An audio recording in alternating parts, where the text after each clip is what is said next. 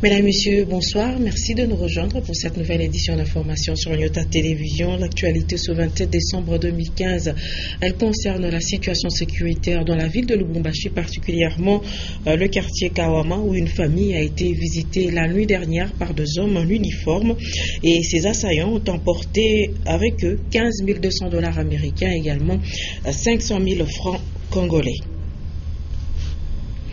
Je vous lisais donc que des hommes armés et en uniforme de la police se seraient introduits dans la maison de M. Nestor Yav dans la nuit du samedi 26 au dimanche 27 décembre 2015. Selon les victimes, ils ont emporté avec eux 15 200 dollars américains et 500 000 francs congolais.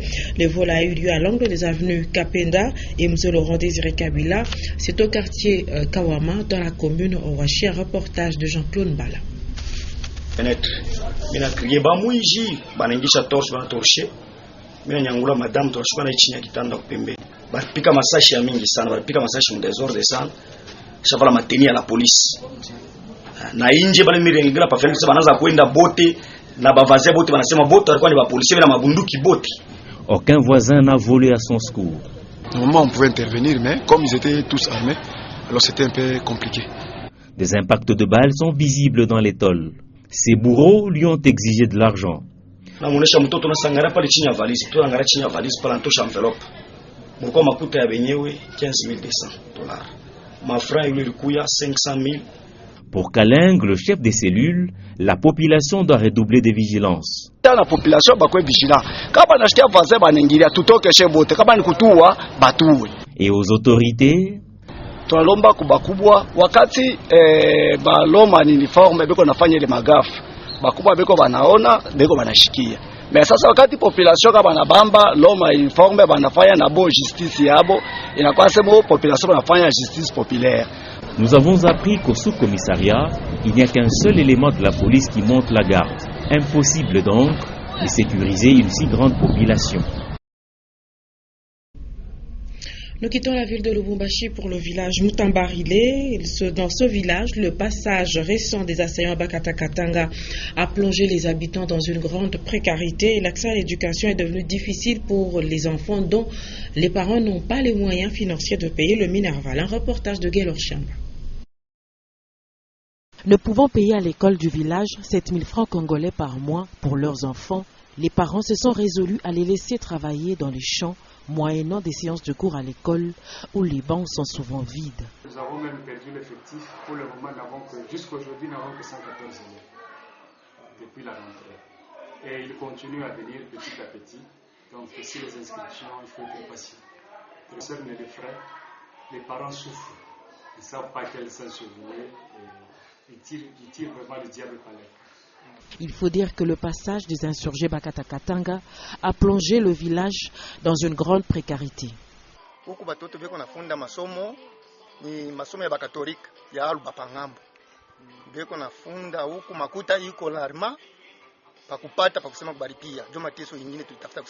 L'accès à l'éducation est encore à deux vitesses dans le Haut-Katanga.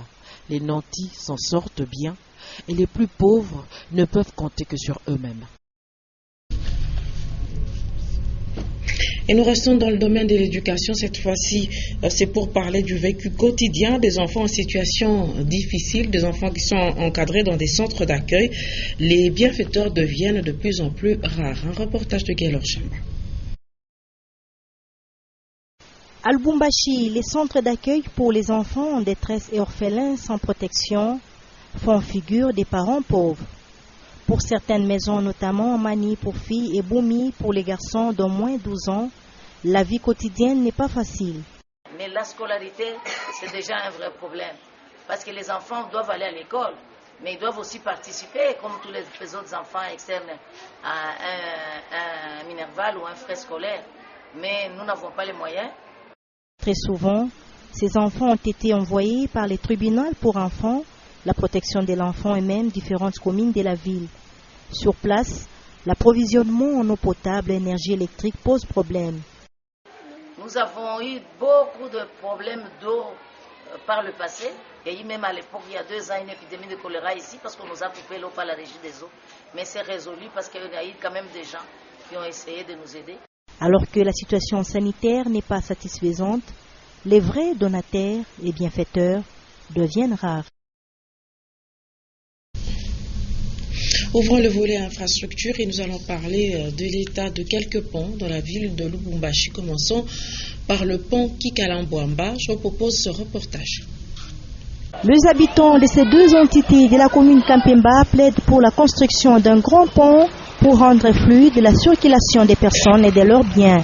Vétustes, affaissés, les ponts qui relient les quartiers Kinkalabwamba au camp Unaza présentent un danger pour les piétons, motocyclistes et conducteurs de véhicules. Les échanges entre les deux quartiers, surtout pendant cette saison des pluies, sont fortement perturbés. Ces usagers sont obligés de prendre un chemin détourné de l'autre côté du canal. Je déplore la manière dont ces ponts sont situés parce qu'en cas de la pluie, quand la pluie vraiment est abondante, il n'y a pas moyen d'accéder.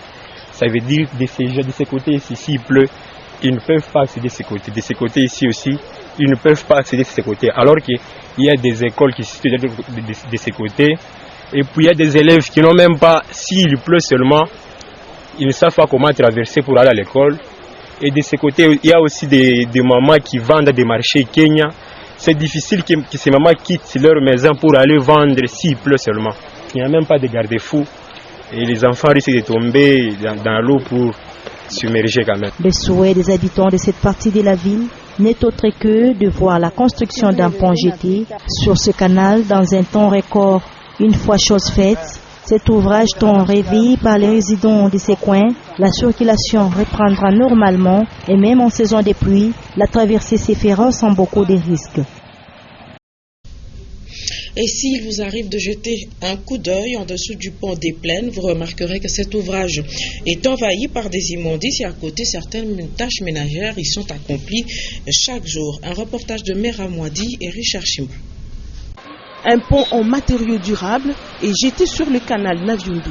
Le souci des autorités provinciales était de faciliter la circulation des personnes et des eaux. À ce jour, l'ouvrage est menacé. Quand il y a de fortes pluies, l'eau ne coule pas normalement. Il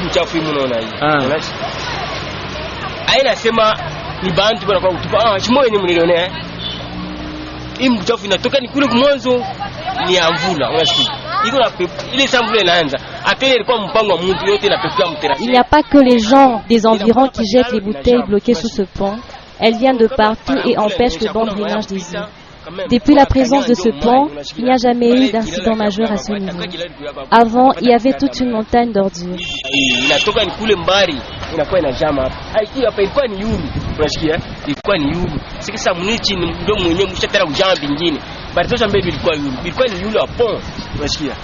Le débordement des eaux peut provoquer l'écroulement de certaines maisons. La population souhaite que la brigade d'assainissement pense aussi à curer le canal. Et les habitants du quartier Salama qui vivent à côté des installations de la Générale de Carrière et des Mines, eh bien, ils ont des difficultés pour se rendre au boulevard Katouba, une situation qui est due à l'état de la petite passerelle de fortune installée par les jeunes du quartier. Gaylor Chamba. Cette passerelle constituée de sacs de sable sert de liaison pour les habitants de la cellule Don Bosco du quartier Salama vers le boulevard Katouba. Depuis le déplacement de l'ancienne passerelle, la circulation des habitants et surtout des passagers devient de plus en plus difficile en cas de forte pluie. La population qui traverse ici, il traverse avec 1000 difficultés. Il va trouver les garçons du quartier qui n'ont pas habité de demander l'argent. Ils sont allés de demander par passage 200, soit en disant que nous sommes en train d'arranger. Vu l'emplacement de ces sacs, les risques sont à craindre. Au-delà de cet aspect, on observe également tout un tas d'ordures qui éventuellement bloquent l'écoulement normal des eaux. Je trouve mieux de jeter les immondices dans les canaux ici. C'est ça que vous voyez, il y a l'entassement de ces bouteilles ici. L'autre fois, on avait arrêté quelqu'un qui a ramassé ces bouteilles ici pour aller vendre. Maintenant, à notre insisté, nous ne sommes pas là.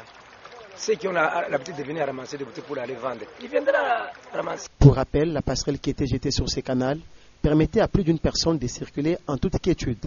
Mais à cause des cas de vol enregistrés, les autorités de la GECAMINE avaient décidé de l'enlever pour sécuriser les installations de cette société.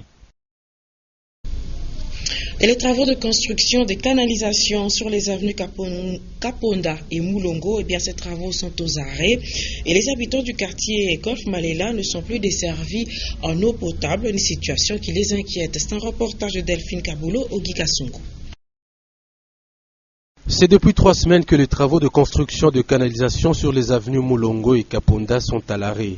Entrepris pour faciliter le bon drainage des eaux de pluie, ces travaux à l'arrêt présentent de problèmes pour les habitants de cette partie du quartier Golf Malela. Cette façon de creuser des tranchées sera à la base de beaucoup de risques, car c'est ici où passent beaucoup d'élèves et même certains habitants du quartier. Ils avaient bien fait, mais depuis qu'ils étaient partis, on ne sait pas quand est-ce qu'ils reprendront. Face à ces difficultés auxquelles sont confrontés quotidiennement les résidents de ces 2 avenues, un plaidoyer est adressé aux autorités compétentes. Il y a rupture de la tuyauterie, ce qui fait qu'il y a manque d'eau chez les abonnés. C'est risquant. Aussi, ça peut causer des accidents aux écoliers qui utilisent ce passage. Ils essaient de bricoler et c'est là sans solution jusqu'alors.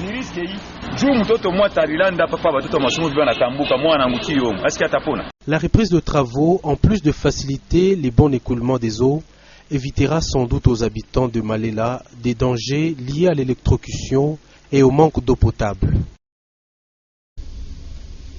En saison de pluie, le débordement des eaux est craint tant par les habitants que par les autorités de la ville de Lubumbashi et il faut prendre des précautions pour éviter le pire. Stratégie dans ce reportage.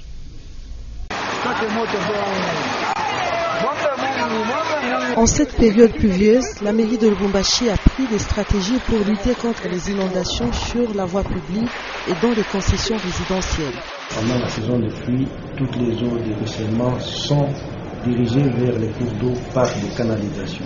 Et si on se permet de boucher ces canalisations, les eaux ne seront pas coulées facilement et vont déborder et créer des inondations qui vont créer des problèmes de maladies. Vous savez que quand il y a inondation, il y a toutes ces maladies de mains sales qui s'ensuivent. La diarrhée, le vomissement, la fièvre typhoïde, etc. Donc la première des dispositions à prendre, c'est demander à la population de ne pas jeter des ordures dans les canalisations. Le service de l'environnement sollicite l'implication des cadres de base pour sensibiliser la population d'éviter de construire sur les zones non édificantes, c'est-à-dire les endroits marécageux. Et pas construire dans les bas-fonds, c'est-à-dire dans les marécages.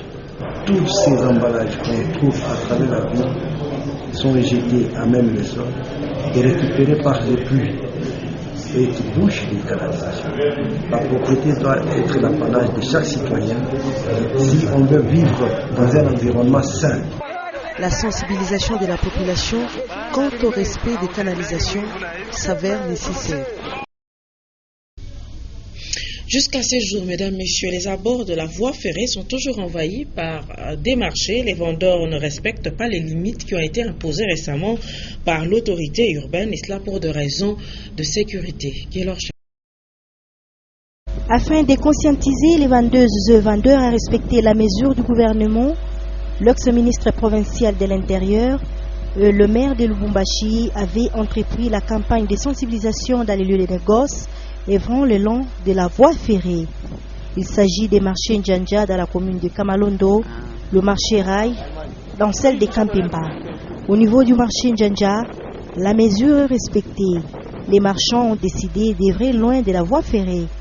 Toutefois, certaines personnes exercent leurs activités sous les lignes haute tension. Du côté du marché Rai, la mesure souffre d'application. Les activités se font sur la voie ferrée malgré les mises en garde à répétition. Or, ceux qui œuvrent à cet endroit sont conscients du danger qui les guette. Et pour inciter les habitants de Lubumbashi à un usage rationnel de l'énergie électrique, il leur a été proposé récemment l'utilisation des ampoules économiques, un changement d'attitude difficile à obtenir dans le chef de consommateurs. Je vous propose ce reportage de Meramouadi. La desserte en énergie électrique à Lubumbashi n'est pas toujours de qualité et elle n'atteint pas tous les consommateurs. Ceux-ci n'ont pas non plus une consommation rationnelle de l'électricité. Ainsi, malgré la campagne de sensibilisation à l'usage des ampoules économiques, le changement n'est pas facile. Elle dit, ce n'est pas par la mauvaise foi que nous utilisons les ampoules ordinaires, mais plutôt parce que l'électricité n'est pas stable. Autre raison, le coût des ampoules économiques est exorbitant.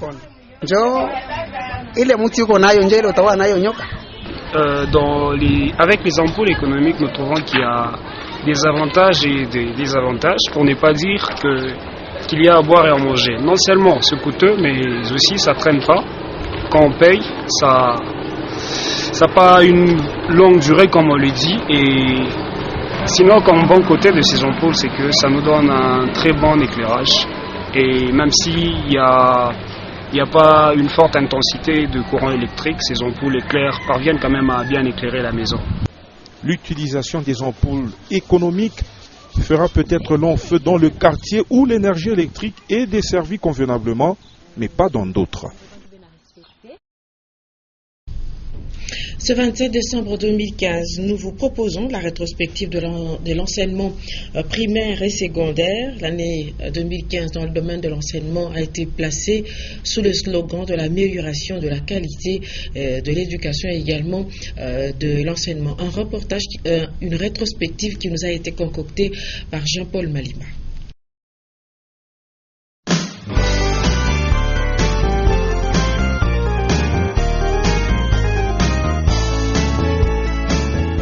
Bienvenue à la rétrospective de plusieurs événements importants qui ont marqué l'année 2015 dans le secteur de l'enseignement primaire, secondaire et initiation à la nouvelle citoyenneté. Ainsi, le premier trimestre 2015 a été marqué par l'annonce de l'adaptation du système éducatif congolais au système OHADA auquel la République démocratique du Congo a adhéré. Annonce faite par l'inspecteur principal de l'EPSP au Katanga, Nicolas Nyangue Kaimbebizi. Ce plan comptable général congolais, PCGC, a été remplacé par le plan comptable Cisco OHADA, qui veut dire plan du système comptable de l'organisation pour l'harmonisation en Afrique des droits des affaires. Du côté des services nationaux d'identification des élèves CERNI, un nouveau système informatisé a été installé. Ce système reprend les numéros permanents et suit les cursus scolaires de chaque élève inscrit. Ce système permettra aux responsables des CERNI et de l'enseignement de bien contrôler les mouvements des élèves dans leur parcours scolaire. Au cours de ce premier trimestre 2015, l'inspecteur principal provincial de l'EPSP Inc. a précisé que l'option commerciale administrative et informatique sont fusionnées et donnent la section commerciale gestion. Cette innovation vient après celle de la transformation de la section pédagogie générale en option technique professionnelle. Envie de former les élèves capables de créer eux-mêmes l'emploi dès l'obtention du diplôme d'État. Au deuxième trimestre 2015, les élèves finalistes de l'ex-Katanga étaient informés de la prise en charge par le gouvernement provincial de Moïse Katumbi Chapwe des frais de deuxième tranche de leur droit de participation à l'examen d'État 2014-2015. Information donnée par Nicolas Nyangue, inspecteur principal provincial de l'EPSP Inc. À l'enseignement primaire, les élèves finalistes de 6e primaire ont passé dans un climat serein les tests nationaux de fin d'études primaires TENAFEP en 2 jours, pour la toute première fois depuis l'organisation de cette épreuve nationale qui se déroulait toujours en 1 jour. Les élèves ont été interrogés sur les mathématiques, le français et la culture générale. Et chez les élèves finalistes des secondaires, 4 épreuves hors session de l'examen d'État 2014-2015 ont été organisées. C'est notamment la dissertation, l'oral de français, la pratique professionnelle et l'épreuve traditionnelle. Le 22 juin 2015, tous les finalistes étaient soumis à la session proprement dite de l'examen d'État édition 2014-2015. Les ports des téléphones portables ou tout outil de communication avec d'autres personnes étaient strictement interdits et la sécurité renforcée à l'intérieur tout comme à l'extérieur des centres. Durant ces 4 jours d'examen d'État 2014-2015, aucun incident n'a été signalé. Le 3e trimestre à l'enseignement primaire secondaire a commencé par la clôture de l'année scolaire 2014-2015, les 2 juillet comme prévu au calendrier scolaire. Dans beaucoup d'écoles, les élèves proclamés n'ont pas eu le bulletin à cause du retard lié à la validation du bulletin. Du côté du syndicat national des enseignants du Congo, SIECO, et celui du réseau catholique Sinecat, un malaise a été observé à la veille de la rentrée scolaire 2015-2016. Parmi les causes des revendications et mécontentement des enseignants, il faut noter la majoration des salaires des enseignants, la mécanisation des nouvelles unités, la récupération des omis sur les listings de paye, l'amélioration du système de bancarisation et la demande d'uniformisation des salaires des enseignants de la capitale avec ceux de l'intérieur, ainsi que l'amélioration des systèmes de paye au niveau des Caritas. Ces revendications du personnel de la CRE ont fait l'objet des assises organisées par le ministère de l'EPSP Inc. dans la province du Congo central, pour que la rentrée scolaire soit apaisée avant la recherche des solutions d'ici décembre 2015. Le 7 septembre, la rentrée scolaire 2015-2016 était effective malgré le nombre réduit des élèves dans certaines écoles publiques et privées. Et ce même jour, il y a eu le retour du salut au drapeau dans les écoles sur décision du gouvernement congolais, dans le cadre de la campagne sur la nouvelle citoyenneté. Pour le ministre de l'EPSP Inc., Maker Mwangu, le salut au drapeau est obligatoire dans toutes les écoles de la République démocratique du Congo. Et les enseignants doivent prendre au moins 5 minutes pour expliquer aux élèves certaines pratiques patriotiques et démocratiques. Au même trimestre, les élèves de la province éducationnelle du Haut-Katanga ainsi que les enseignants et responsables d'école ont été informés du changement opéré par le ministre de l'EPSP, Maker Mwangu, sur le remplacement du prophète de Benjamin Kassonde par Fabien Bouetouté-Lamio et Akasumbale Samusoshi, ainsi que dans d'autres divisions de l'EPSP comme nouveau prophète. Le 4e trimestre 2015 à l'EPSP Inc. avait débuté par l'organisation des élections pour le Parlement et gouvernement d'élèves dans les écoles. C'était en présence de l'inspecteur principal provincial de l'EPSP, Nicolas Nyangué. Le 30 octobre a été retenu par le ministère de l'EPSP Inc. comme une journée nationale d'action civique et patriotique dans les écoles à travers toute la République. Ainsi, pour cette première célébration, les élèves de primaire et secondaire de différentes écoles publiques et privées avaient exécuté des travaux d'assainissement de leur milieu scolaire pendant 1 heure. Profitant de son passage à Lubumbashi, l'inspecteur général de l'EPSP Inc., Michel Djamba, en réunion avec des responsables de ce secteur dans les Hauts-Katanga, avait déploré la circulation des faux bulletins et autres pièces scolaires fabriquées par des réseaux informels. Il avait demandé à l'inspecteur principal provincial ainsi qu'au prophète et aux coordonnateurs communautaires et diocésains de lutter contre les phénomènes de circulation des faux bulletins tel que cela est mené dans toutes les provinces éducationnelles éparpillées à travers la République démocratique du Congo. Enfin, l'année scolaire 2015-2016 a eu pour mot d'ordre l'application du plan quinquennal de développement de l'EPSP Inc. Objectif poursuivi, l'amélioration de la qualité de l'enseignement en République démocratique du Congo. Et c'est la fin de cette rétrospective 2015 consacrée à l'enseignement primaire, secondaire et initiation à la nouvelle citoyenneté.